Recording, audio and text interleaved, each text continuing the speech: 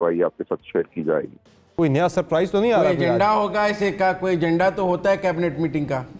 जी आपसे शेयर करेंगे जी, फवाद चौधरी साहब आपसे शेयर करेंगे काबीना के बाद।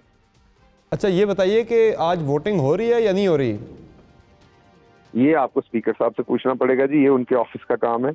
मैं तो वैसे डिस्कशन ज़ाहिर है डिसाइड तो हुआ होगा गवर्नमेंट सर्कल्स में कि क्या करना है क्या नहीं करना, और जो भी है स्पीकर साहब भी तो डिक्टेशन प्राइम मिनिस्टर हाउस से ही ले रहे हैं ना सारी।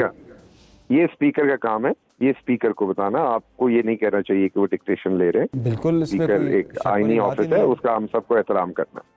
जो नजर आ रहा है बज़ाहिर हमने वही बात की है। चले ये तो कहना ना कहना तो आपका भी राइट है, हमारा भी राइट है। बज़ाहिर तो बहुत कुछ नजर आता है, लेकिन बज़ाहिर नजर आने वाली सारी बातें हम कह नहीं सकते होते ना टेलीविजन। बिल्कुल, जो आप कह रहे हैं उसको इंटरप्रेट करने की इजाजत होनी चाहिए हमें। कोई बड़े फैसले कैबिनेट में मुतवक्को हैं, क्योंकि दोबारा कमीशन बनाएंगे, उसके ऊपर नया कोई नाम लाएंगे, और कोई बड़े फैसले जो सुप्रीम कोर्ट की रूलिंग के हवाले से ऑन द कार्ड्स? और इस्तीफा भी हो सकता है कैबिनेट के बाद आपको बताएंगे। नहीं, इस्तीफा बिल्कुल नहीं हो सकता जी। ठीक है, आपको पहले दिन से बताया हुआ है कि प्राइम मिनिस्टर जो है वो आखिरी गेंद तक खेलेंगे। ये जमहूरियत की वजह से ये सब कुछ नहीं हो रहा, बल्कि जमहूरियत की नफी में हो रहा है। या तो जमहूरियत होती तो बिल्कुल रिजाइन देना चाहिए। पूरी जगहों के ऊपर जहां भी जमहूरी तरीके से वोट ऑफ नो कॉन्फिडेंस आता है, और अगर वो कबूल होता है तो बिल्कुल लीडर्स जो है उनको नजर आती है सिचुएशन तो वो इस्तीफा भी देते हैं। 155 सीटों वाले से हुकूमत छीन के 88 सीटों वाले को दी जा रही है, सिर्फ इसलिए कि वो अमेरिका को कबूल नहीं है। तो ये जमहूरियत तो नहीं है, तो अपने हक के लिए बिल्कुल खड़ेंगे भी और लड़ेंगे। कौन दे रहा है ये? दे कौन रहा है? ये तबसरा करना आपका काम है। मेरा जिस दिन दिल किया ये बात करने को उस दिन करूंगा, अभी नहीं करूंगा। वैसे 155 पर भी गवर्नमेंट बनती नहीं है, 172 पे बनती है। आपके साथ भी कुछ इत्तेहादी मिले थे तो गवर्नमेंट बनी थी। शहबाज साहब के साथ भी इत्तेहादी मिल जाएंगे, उनकी गवर्नमेंट भी बन जाएगी।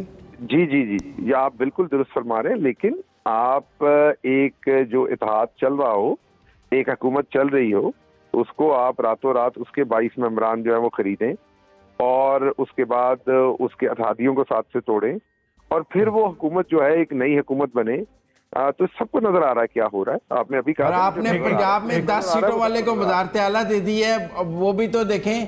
अगर 155 से 88 नहीं जाए तो 10 सीटों वाला वजीर आला कैसे जाए? दो बातें उसमें बात यह है कि वैसे तो मैंने पिछली दफा भी आपको कहा था कि आप उनके बारे में सवाल ना किया करें, उन्हें बड़ा अफसोस होगा, क्योंकि एक जगह पर मैंने आपकी बड़ी मुखालफत की थी तो उन्होंने कहा था नहीं है मेरे भाई हैं, इनको हर सूरत यहाँ पर हमने अकोमोडेट करना है। मुझे अभी तक याद जर्नलिस्ट तो मैं हूँ, भाई वो बैठे हुए 3-4 दूसरे दोस्त बैठे हैं, वज़ार साहब के बारे में उनको सवाल कर लेने दिया कीजिए। मैंने पिछली दफा मैंने तो चौधरी परवेज अलाई पे सवाल किया है। जी, मैं आपको ये बताऊं कि परवेज अलाई साहब पहले भी हमारे साथ इत्तेहाद में थे। पहले वो स्पीकर की पोजीशन होल्ड करते थे, जो मेरे ख्याल में पंजाब में दूसरी बड़ी पोजीशन है। हाँ, गवर्नर होता है लेकिन वो फेडरल पोजीशन होती है, तो सूबे की दूसरी बड़ी पोजीशन आपको पता है स्पीकर होती है, पहली चीफ मिनिस्टर होती है। तो दूसरी पोजीशन वाला पहली पोजीशन पे आ रहा है, तो ये कोई उस तरह की चीज नहीं है कि जिस तरह की आप फेडरल गवर्नमेंट के साथ कंपेयर कर रहे हैं। और रही बात 5 सीटों वाले या 10 सीटों वाले आप जो बात कर रहे हैं, वो इसलिए है कि हमारी पार्टी के अंदर इतने ज्यादा उम्मीदवार हैं कि हमें ये एक पॉलिटिकल कंप्रोमाइज करना पड़ा, क्योंकि अगर हम उनको नहीं लाते तो हमारी पार्टी के अंदर इस पे रिफ्ट पड़ेगी।